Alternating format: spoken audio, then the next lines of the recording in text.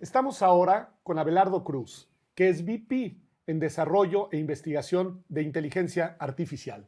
Un gusto enorme tenerte con nosotros, Abelardo, además tener a esta visión, a la visión de quienes hacen y desarrollan tecnología, nos resulta de la máxima relevancia en un curso en el que estamos pensando los desafíos y los retos que supone el solo hecho de imaginar una regulación para esta materia. Y hay un tema de crucial relevancia del que pocos entienden, o al menos pocos entienden como tú, que es este tema de los entes cognitivos autónomos. Y quizá lo que haría es preguntarte, ¿qué son? ¿De qué estamos hablando? ¿De qué va eso? Bueno, muchas gracias por la invitación, Pedro. Los agentes cognitivos autónomos son diferentes arquitecturas neuronales puestas en un solo repositorio que ayudan a desempeñar una función humana como entender documentos, crear imágenes, seleccionar imágenes, pero esto ha sido antes se mezclaban arquitecturas neuronales. A partir de GPT, la tecnología ha evolucionado muchísimo, tanto que hoy puedes tener un agente especialmente entrenado en un área jurídica, en un área médica, en diferentes áreas del conocimiento humano, darle datos de entrenamiento y en algún momento puede llegar a ser mucho mejor en la resolución de problemas de esa área que lo que sería normalmente una persona. ¿Quién diseña? ¿Cómo se diseña un agente cognitivo autónomo? El agente cognitivo se diseña para hacerte las cosas muy Sí, sí. simples. Eh, lo que busca la inteligencia artificial es clonar las habilidades humanas mediante los sensores de percepción.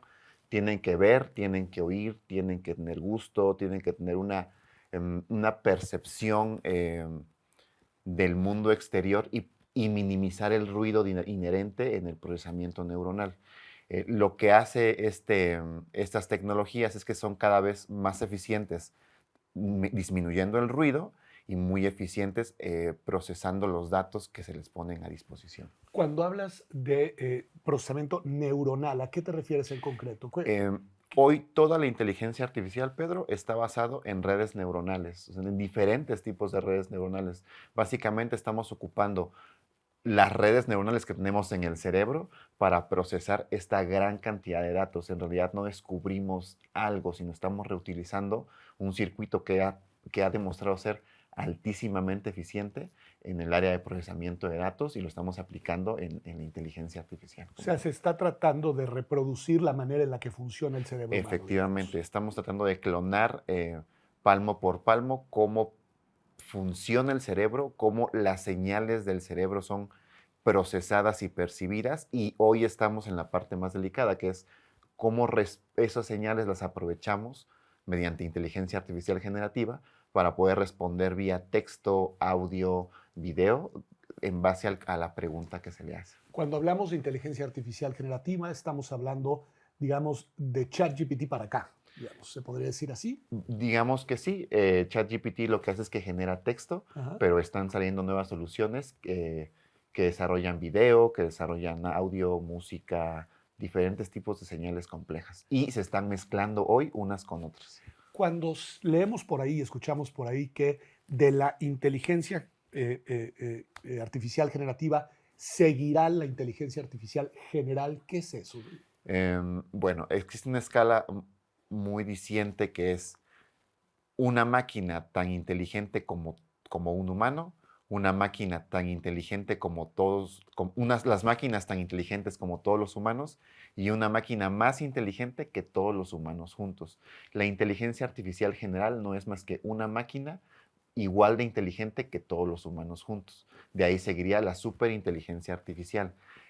Hoy estamos un poquito lejos de la inteligencia artificial general, dado que sí tenemos redes neuronales, las hemos hecho trabajar en conjunto unas con otras de forma multimodal. Una IA te puede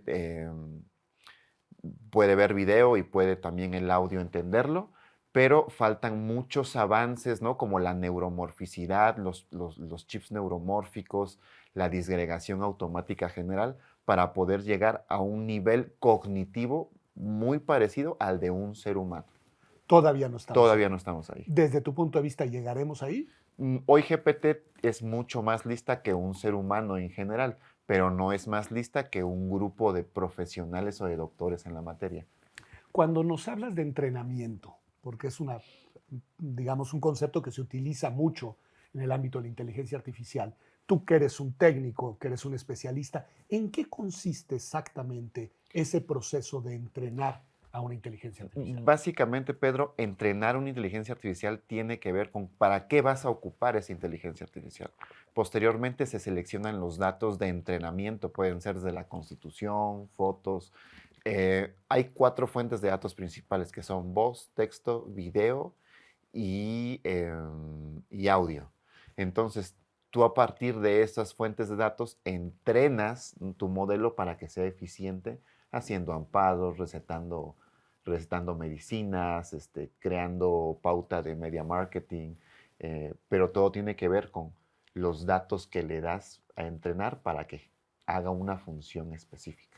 Ok, si estoy entendiendo bien, dos de los elementos de la definición de agentes cognitivos nos los has explicado hasta este punto. Ok, Son qué bueno. agentes que sean, o sea, son creaciones a las cuales a través de una red neuronal compleja y los datos que se le ingresan, le permite, digamos, entender y de alguna manera poder producir decisiones. ¿Estamos hasta Exacto, ahí? así. El tercer concepto, que es el que más me interesa para esta discusión regulatoria, ¿qué quiere decir que sean autónomos? Bueno, hoy por hoy no existe un concepto de autonomía en las redes neuronales. Las redes neuronales, las IAs, por decirlo, tú les das un prompt, una instrucción, y existe algo que es la programación orientada a misiones.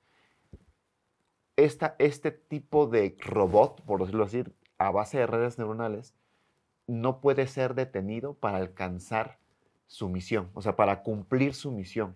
Y eso es muy importante que lo entendamos. Una vez que este transformer, que es como la arquitectura más común, tiene una misión, no se va a detener para llevar a cabo esa tarea y ser exitoso. Y y gracias a bueno, una de las ventajas es que siempre lo vas a tener trabajando en esta tarea, pero una desventaja es que no puede ser detenido. Entonces, estamos hablando de que están creándose marcos regulatorios como la agencia, es un diagrama de agencia-dependencia, en el cual si el agente, la inteligencia artificial no tiene límites, pero gracias a estos marcos le vas a poder delimitar qué es ético hacer y qué no es ético hacer. Entonces, Ahora bien, esa suerte de regulación, tú dirías, o si te entendí bien, que está dentro de la programación del agente cognitivo así es. autónomo. Es decir, no es una regulación exterior, no son normas, leyes, digamos, de carácter general como todas las que conocemos, sino a partir de algunos lineamientos determinados, cuáles son las autorizaciones y las limitaciones que se le dan a este agente cognitivo. Efectivamente, una de las cosas importantes es que tú puedes agregar a esta inteligencia artificial constituciones políticas, estatales, a todo tipo de leyes. Entonces, en algún momento, las leyes se van a contraponer unas contra otras. Una vez que un colegiado experto pueda decir cómo se procede en cada uno de esos pasos y cómo no se procede, te podría decir que estás creando un marco de regulación respecto a qué decisiones tiene que tomar. Esto que te estoy diciendo es algo muy simplista. En realidad, se están gestando marcos mucho más robustos de carácter ontológico que van a ayudar a regular a las inteligencias artificiales, pero a nivel internacional. Digamos, la ética y el proceder de alguien en Medio Oriente no es la ética y el procedimiento que tendríamos en Latinoamérica. Y ahí esa pregunta es bien interesante porque uno de los debates cuando pensamos en las cuestiones regulatorias es si tiene sentido imaginar regulaciones nacionales, es decir, regulaciones, en este caso, mexicanas, o si por la naturaleza de este fenómeno tecnológico las regulaciones necesariamente tienen que tener carácter global. Claramente las regulaciones van a nacer de cada país y para cada país, pero en algún momento esa regulación va a tener un carácter internacional, un carácter global, dado que la única tecnología que puede hacer obedecer a las redes neuronales son las arquitecturas ontológicas.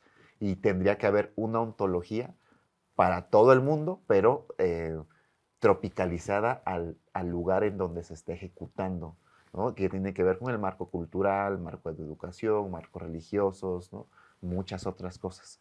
Pero sí un marco ontológico, dirías, de carácter general global. Claro, ¿no? ¿Y hay alguna instancia que tú conozcas, algún espacio, algún grupo que esté pensando en esto, que lo esté trabajando? Mira, muchas universidades de mucha calidad como Stanford están desarrollando marcos de agencia de dependencia. En Latinoamérica, nosotros desde CIETEC estamos impulsando el marco de agentes cognitivos autónomos, pero que claramente todos coinciden en lo mismo. Es un tipo de regulación ontológica, deontológica, y que tiene que ver con la agencia de dependencia de la red neuronal. Entonces, fuera de eso, me parece que la Universidad de Hong Kong también está trabajando en un marco regulatorio, pero hoy es ciencia de garage, ¿no? No existe un marco definido. Porque ahí se vuelve muy interesante pensando en las y los legisladores mexicanos, que son los destinatarios principales de este espacio. Es decir, lo que nos pone son ejemplos de intentos o propuestas regulatorias que están teniendo más bien en sedes universitarias, Así no es. en sedes propiamente legislativas. Claro, y que son experimentos que se están llevando a cabo de forma aleatoria y sin ninguna promesa de que funcione. Entonces, hoy las arquitecturas ontológicas están regulando que mm, cuidemos a una persona en un hospital con cierta enfermedad, pero no están siendo lo suficientemente eficientes. Existen otros métodos que van sobre la ontología y sobre la deontología que están teniendo resultados aceptables, pero hay dos partes. Una, la inteligencia artificial tiene un concepto de funcionamiento en base a caja negra. Una vez que tú haces una inteligencia artificial, es imposible poder trazar cómo llegó a esa decisión. A ver, detente en eso en un minuto, que es un concepto interesantísimo, muy complejo, muy técnico. ¿Qué es la caja negra? Cuando tú creas un modelo de lenguaje largo, estás ocupando una red neuronal que se llama transformer. Tú metes todos los datos de entrenamiento en este transformer, metes un pequeño modelo que va a ser el que va a dar la comunicación simétrica con los humanos. Si entrenas este transformer, puede tardar desde 2000 horas hasta 20,000 horas, depende de la cantidad de tarjetas, pero una vez cerrado este sistema, es imposible. Cuando tú le preguntas, necesito que me digas esta persona por qué es inocente, te puede generar una respuesta gracias a la inteligencia artificial generativa, a la capa, pero tú no puedes rastrear cómo llegó a esa conclusión. Si bien te puedes traer los grafos de constitución, derechos humanos, derechos individuales, así como te puedes traer, es un gráfico de nodos, así como te puedes traer 100 nodos que completaron la decisión, te puedes traer 150,000. Y no hay un método eficaz hoy por hoy para poder traernos la cantidad adecuada de los nodos para justificar la decisión. Es algo bastante complejo y a nivel computacional también es teoría bayesiana, no hemos llegado hoy a una solución. O sea, ni siquiera la persona que creó esa inteligencia Así es. artificial puede explicar cómo llegó a la respuesta a la que llegó la inteligencia Así artificial. es, no es imposible, dado que hoy, por ejemplo, nosotros estamos desarrollando una IA que te da una respuesta y te da gráficos, y en el gráfico tú puedes investigar o entender la relación de cómo se llegó a esa solución, eh, pero no hay o sea, no existe un estándar que nos haya demostrado ser 80% efectivo en ese proceso. Vamos a suponer que le preguntamos alguna cuestión delicada para la vida de las personas a una inteligencia artificial que va a tomar una ruta para tomar una decisión y que esa decisión puede llegar a tener consecuencias en la vida de las personas. Una pregunta muy de abogado para el tecnólogo. ¿Quién es responsable de esa decisión? ¿Quién hizo la pregunta? ¿Quién programó, diseñó, entrenó a la inteligencia artificial? ¿O una entidad no humana que es la inteligencia artificial misma? Lo único que te podría decir para no especular es que te va a dar la mejor decisión posible, la mejor solución, dado las variables aritméticas que, que tú plasmaste en el prompt. Mucha de la magia de qué nos responde el transforme o la red o estos modelos tiene que ver con cómo te comunicas con la máquina, ¿no? Y hay ahí un mismo prompt con un él, un ella, puede cambiar radicalmente el cómo te responde la máquina, ¿no? Y no va a haber la posibilidad de la trazabilidad de cómo llegó a esa decisión. Por ejemplo, en las inteligencias artificiales más avanzadas, sí hay un tipo de grafo que te puede ayudar a entender, ¿no?, la conjunción de elementos, pero en modelos como ChatGPT, o sea, Transformers, 100% Transformers, es imposible. O sea, dado que cualquier dato que ingrese este Transformer, ustedes véanlo como una caja, va a ser imposible de rastrear dentro de la caja. Eso no existe. Me parece muy importante. Una pregunta concreta sobre tu quehacer cotidiano, porque creo que ustedes son de las y los mexicanos que están llevando el liderazgo en este tema en México. ¿Qué es lo que están haciendo ustedes? Bueno, nosotros tenemos una visión muy clara.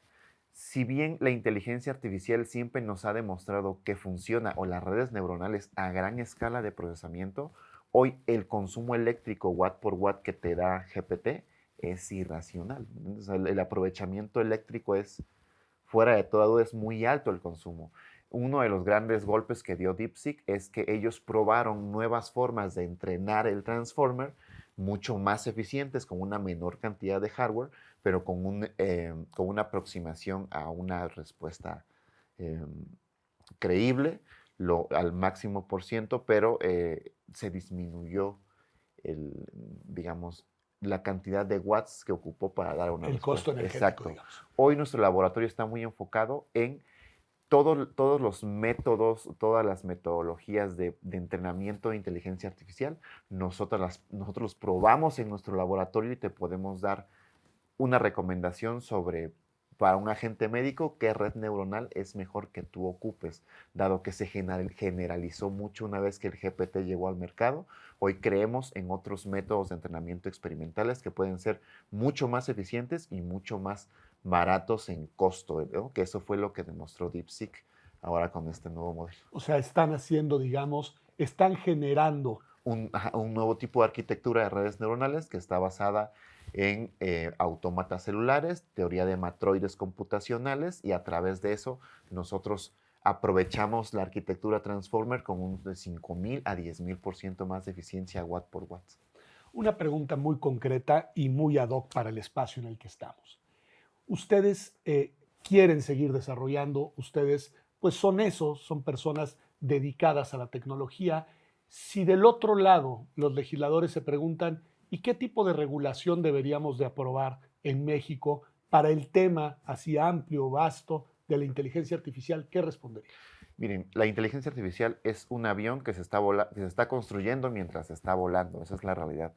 Eh, Cualquier regulación que pueda salir hoy, dado el avance tan rápido con el que viene la inteligencia artificial, tanto en temas de chips como en temas de software, cuando ya logre pasar, digamos, cuando logre ser aprobada, muy probablemente ya va a estar, digamos, relegada por una nueva tecnología, ¿no? Hoy estamos peleándonos con los LLMs, cuando ya viene una nueva generación de LOCs, que es 10,000 veces más eficiente, y lo que tendríamos que estar hoy observando es la regulación en el uso de los datos personales, ¿no? Saber cómo administrar, cómo tener esta parte de cumplimiento sobre el uso de los datos personales y el uso de los datos de las empresas.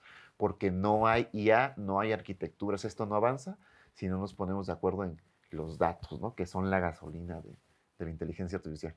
Pues Abelardo Cruz, ha sido un gusto tenerte Muchas aquí con gracias, Pedro. nosotros. En verdad, muchas gracias, porque cosas muy complejas las has hecho muy accesibles para un público que al menos como yo soy ignaro en estas materias Muchas tecnológicas. gracias, pero te agradezco el espacio. Seguimos acá en la siguiente cápsula de nuestro curso.